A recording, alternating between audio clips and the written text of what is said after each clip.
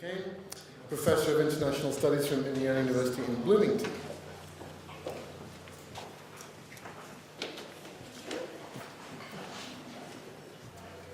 Hi, everybody.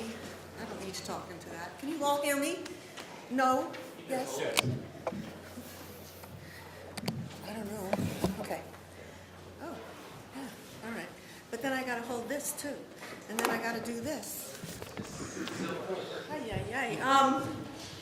Hi, I'm an anthropologist with a background in ecology, and I'm from IU Bloomington. And I'm thrilled to be here. It's a really interesting conversation. It's hard to find a good niche when you're trying to stretch out in a lot of different directions. This is a very small piece of a very large project on water in port cities. Singapore is an extreme case, and I thought it would be a fun case to look at some of the questions we've been talking about here. So it's a kind of loose response to the conference questions. I'm going to read a bit at the beginning and then stop reading and just do slides. So engineering an island city-state, Singapore. This is based on a month of ethnographic fieldwork last summer. The top layers of the Earth's crust have been remade by dense conglomerations of architecture and infrastructure. Once wild rivers have been corralled, diverted, and measured within these crustal accumulations of modernist urban forms. As our species restrains and repurposes the world's rivers, we ally ourselves with them and yield to their chaotic possibilities. Engineers mediate this material interplay of humans and rivers to enable urbanist dreams, while earth scientists stretch cultural geographic understanding of landscapes within geological timescapes. This essay explores the island city-state of Singapore, a tiny, low-lying tropical piece of the Earth's urbanized surface, a rich experimental domain within which this anthropologist seeks not causes so much as new conceptualizations. So, let me give you a couple of slides here.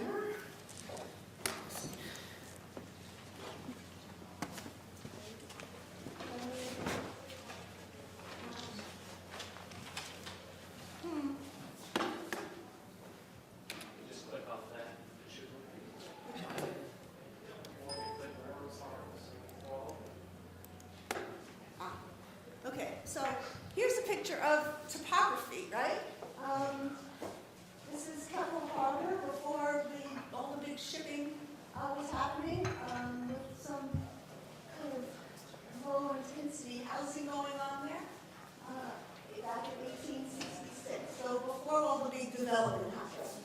And these kind of landscapes they're very legible to us. We all kind of look at these pictures and we can understand them. Unlike this one, which requires expertise in order to decipher, but also gives a picture of this place.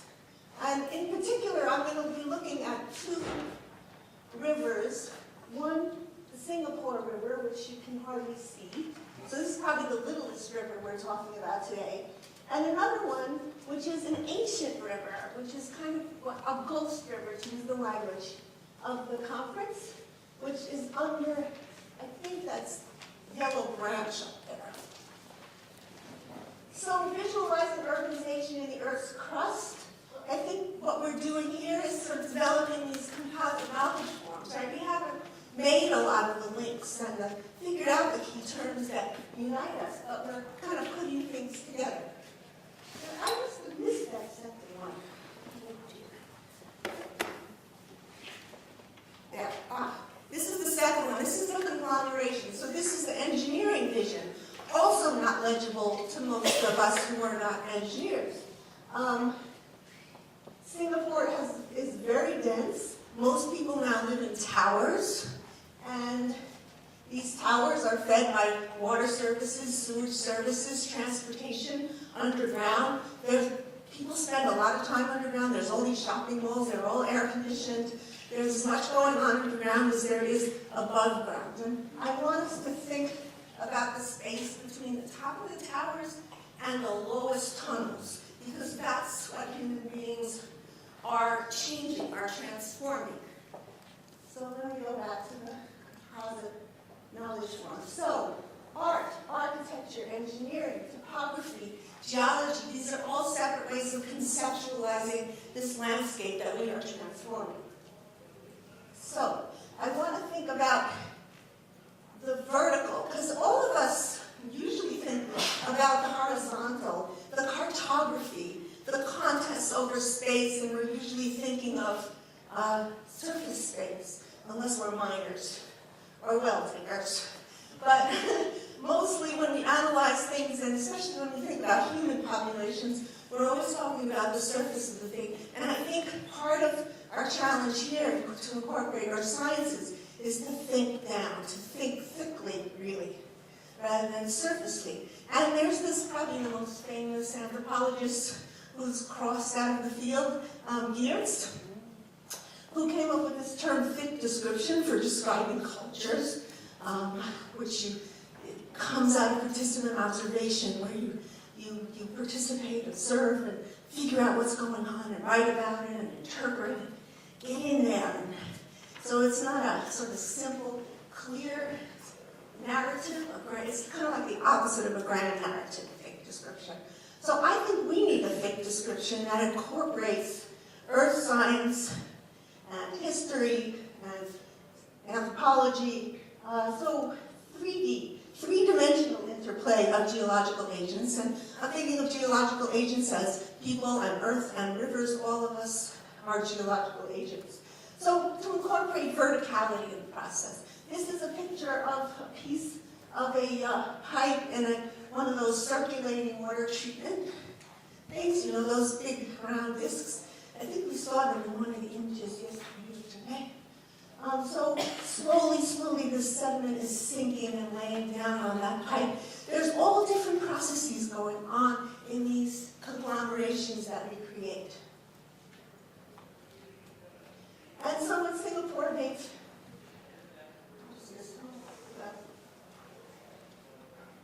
so this is a slide of how they've incorporated all the rivers. There's no rivers in Singapore that are natural rivers in the least sense. They're all blocked off. They're all dammed off, and they're all interconnected, and they're part of the reservoir system. Now let me read a little, because I think I did a pretty good job of describing this on here. So, rivers flow out of geological epochs into the longue durée of human history and into present-day arenas of socioeconomic interaction. They run through these timescapes. By the way, this term timescapes comes from a book by Barbara Adam, which is wonderful, called Timescapes of Modernity, which she analyzed on mad cow disease.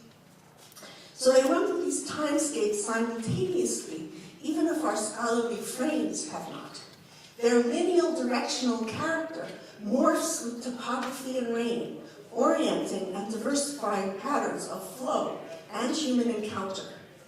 I propose that when scaled to the size of riverine neighborhoods, the thick descriptions anthropologists write about society and culture can also be written for sections of the Earth's crust. In this paper, I sketch out a comparative approach to rivers of the Anthropocene. And I do tomorrow want to talk about comparative approach. A lot of us are doing it, but we may be doing different things, and it'd be interesting to parse that out. So a comparative approach to rivers of the Anthropocene with the aim of illuminating human entanglements with riverine timescapes and topography.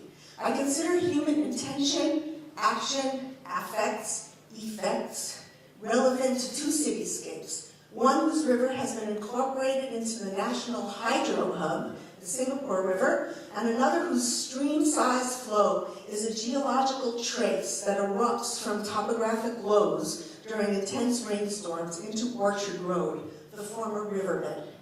These two examples suggest the symbolic play of control and disruption that shapes the patterns of social action and meaning in urban riverine landscapes. Some background before proceeding to the Singapore River and Orchard Road. Water security in Singapore. Let me go a little further. So let me just tell you. So this is the rivers that have all been combined and connected to the reservoirs. And they're also capturing every little stream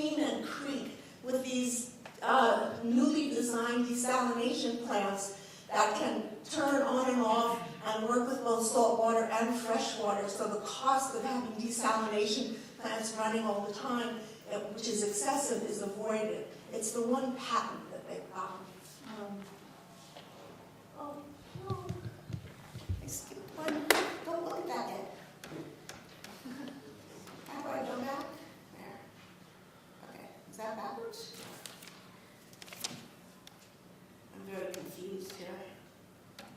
Sorry. There. That's what I want. Marina Bay Barrage. So, water security in Singapore, geopolitics and engineering.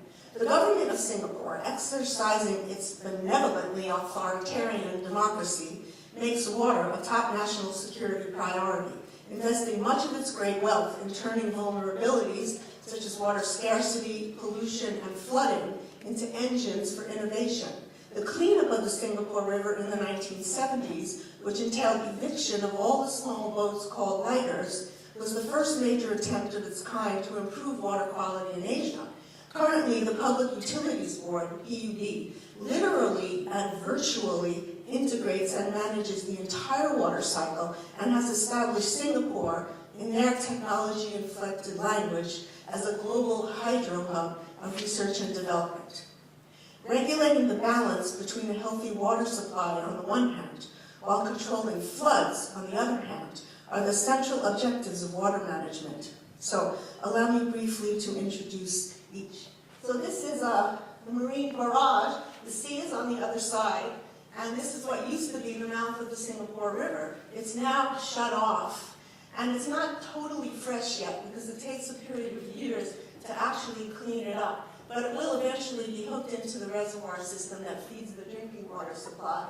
And it has transformed this entire landscape, which is turned into kind of a great spectacle of waterfront money-making. So, with 2 monsoons and no dry season, water scarcity is not due to insufficient rain. Rather, there's not enough land to store the abundant rain that falls. In 1961 and 62, while still a British colony, Malaysia signed 2 agreements with Singapore assuring the continued transfer of water through 3 large pipelines across a 2-kilometer causeway from the Malay Peninsula to the island. So Singapore buys raw river water, treats it, imports it, and sells treated water back to Malaysia. When in 1964 Singapore was expelled from the Malaysian Confederation for being communist, among other things, which had briefly joined, which is really ironic considering that they're the giant capital center of the universe now, which it had briefly joined after freeing itself from the English. The separation agreement affirmed the 2 prior water transfer agreements. One ended in 2011, the other remains in effect until 2061. Although stable, the arrangement is the source of recurring political tension. The neighboring Indonesian archipelago, currently supplying Singapore with labor and sand for land reclamation, is another potential supplier of raw water and another source of political tension. Anticipating future wrangling with its neighbors, Singapore is eager to centralize and diversify its water supply. All of its own major rivers have been recruited in this effort. To keep the nation's fresh water separate from seawater, rivers have all been dammed and interlinked into a series of reservoirs. The many streams and creeks have so far evaded incorporation into the reservoir system, although they are directly in sight of experimental, economically feasible desalination plants that can shift inputs from fresh to salt without changing conditions. Okay, so now, techniques of stabilization in flood-prone topography. So there's that Marina Barrage that you just saw has this fantastic cultural center attached to it that overlooks the entire area with a museum, and in the museum there's a whole sequence of photos of what it was like before they had these technological developments in water management. So this is an example of a flooded compound. Apparently this is what it was like to live in Singapore before the water was managed, before the floods were managed. This is what it's like now. And the infrastructure merges with architecture in really interesting ways. So this used to be, the Singapore River was a place that the lighters, the small boats, used to stay and trade and live.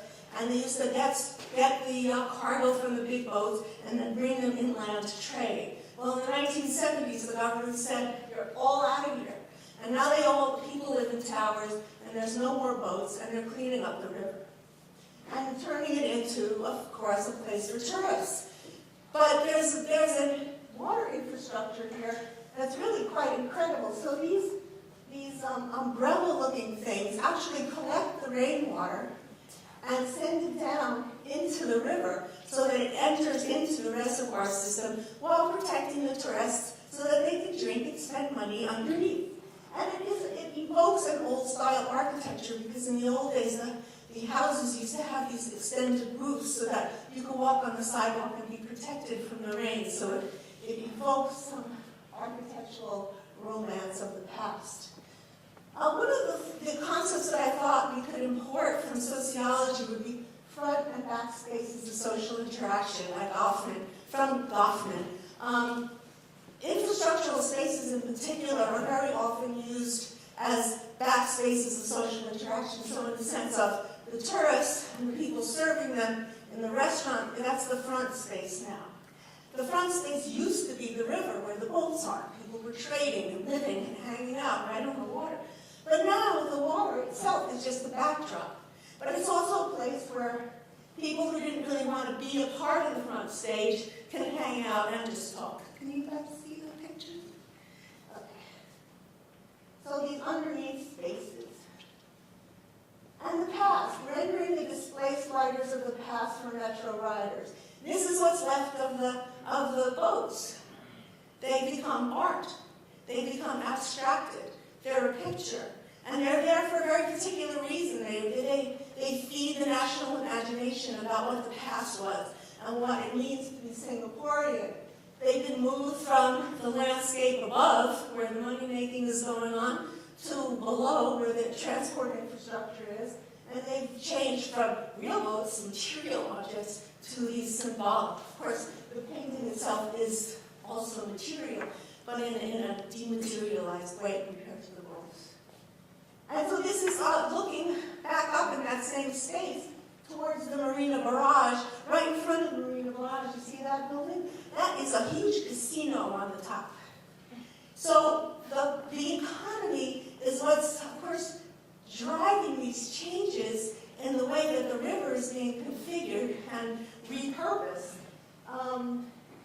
The money is not now in old cargo ships and lighters. The money is in container ships, which is on the outskirts, on land developed from sand. And the money really that's circulating is circulating in the service tourist economy. They say that the two casinos that have been there 10 years in Singapore earn more money than the entire Las Vegas in the same periods of time. There's a lot of money flowing through here. And it's up in the sky, right? The sky in the future. The landscape along the river is used in very particular ways, not only for tourists, but also for local people. In this case, they've taken the idea of graffiti, which has carries the sense of rebellion or opposition or freedom of expression. Here, of course, these are artists who were chosen by the government who were allowed to present certain kinds of images. But the style somehow evoked, it has a kind of edge to it. And so there are places, all these walkways are right on the side, parallel to the river, under the bridges.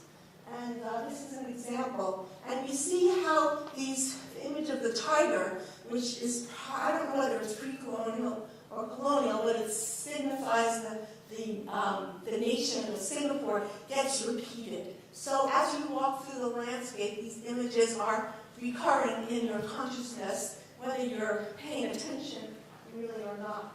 And there are always little maps everywhere telling you where you are and why these things are where they are.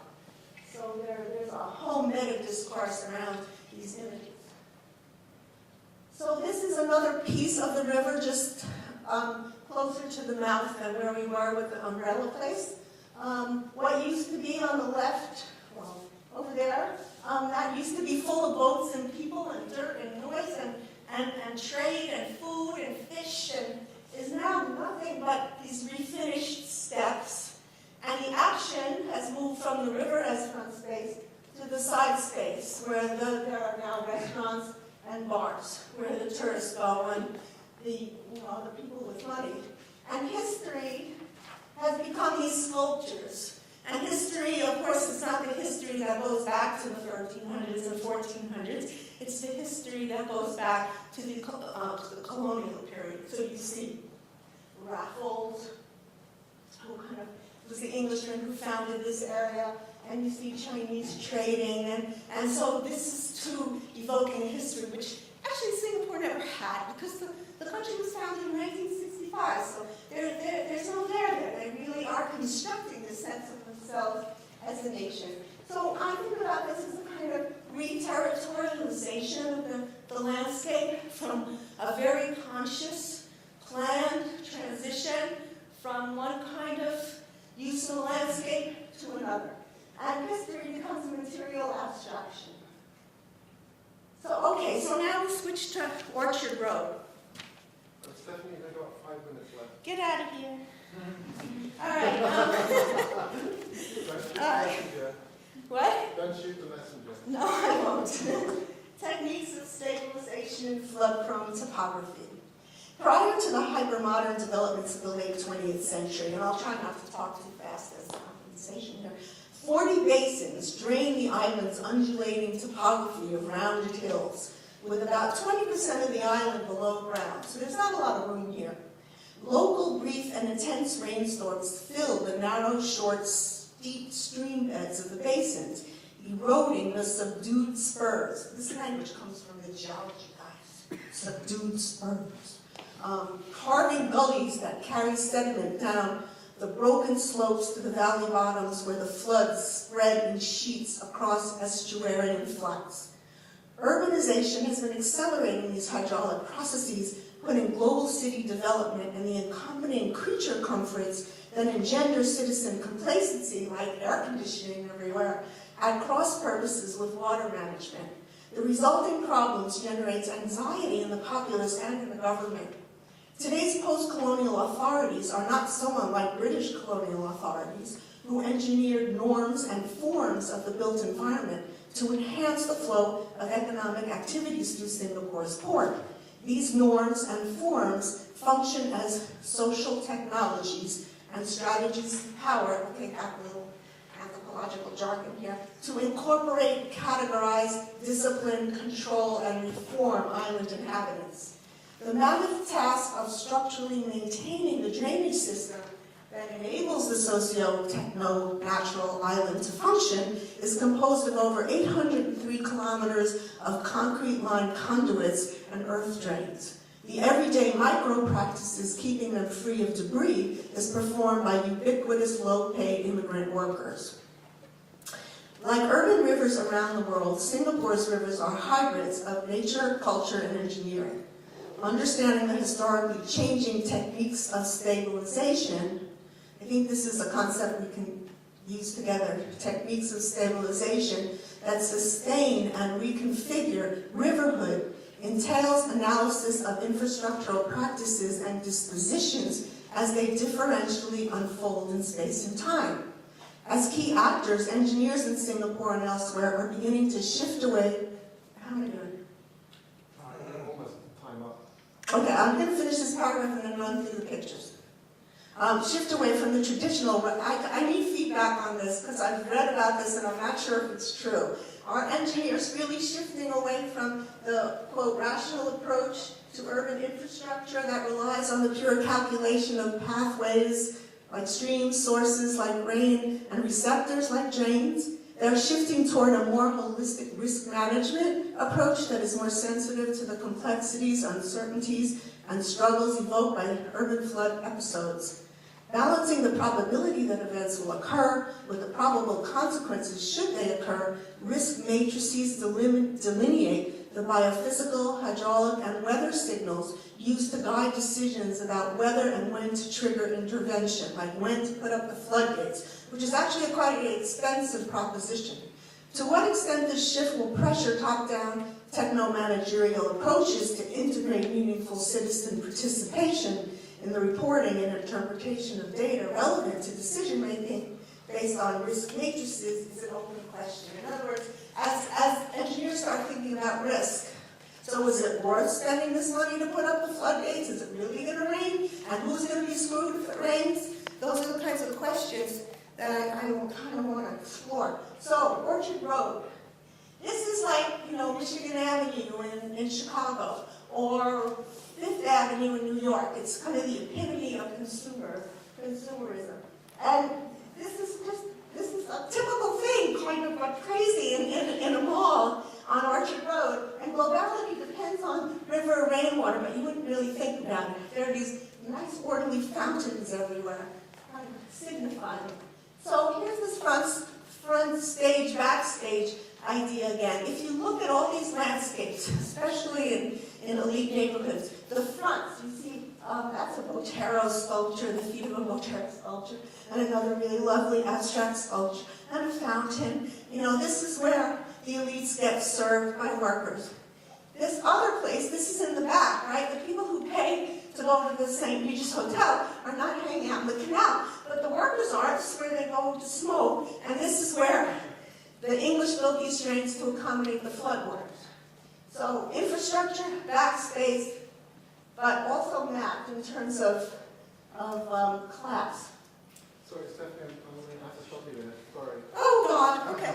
Let me just run through this further. 21st century. So this is what happens when it floods on Orchard Road, right? It looks like the campong, and everybody freaks out. This is how everything really depends on the separation of wet and dry. People working on their computers, the circulation of money, this abstraction, art. It all depends on this infrastructure, which is kind of hidden. And okay, I'm going to